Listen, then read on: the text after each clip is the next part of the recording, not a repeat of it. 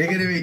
මූ නිකන් අපිට ලොරි ටෝක් දුන්නට මූ අරුන් අරන් ගිය වෙලේ මූ බය වෙලා හිටියේ 180ට විතර. වෙලාවට වීඩියෝ කෝල් එකක් ගත්තේ.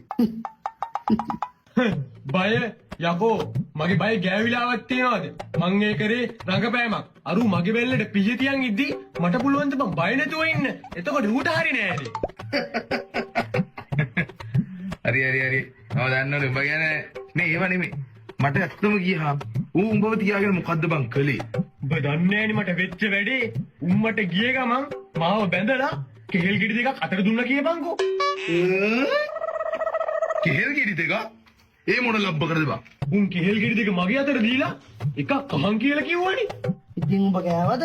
කෑවයි ඉතින්. බඩගින්නේ නින්දියේ. අනික ආනමාළු ගෙඩියක් දුන්නේ. කටෙන් එකයි. හරි. එකක් කුඹ කෑවා. එතකොට අනික අනිකද? ඒක තමයි මෙතන තියෙන භයානකම සිද්ධිය.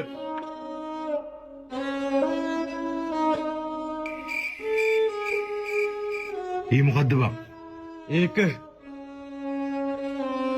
උඹේ පුකේ ගහන්න කිව්වා.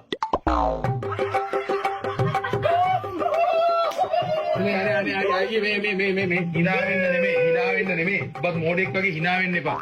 ඔයාගේ මේ වැඩහිඳ කොයි වෙලාවක හරි අපි දෙන්නට අඩිහයේ වලක බුදියන්න වෙනවා. ඔයා වගේ මල්ලි වුණා රටින් පන්න ගත්ත ෂේප් එකේ ආව පරිස්සම් කරගන්න.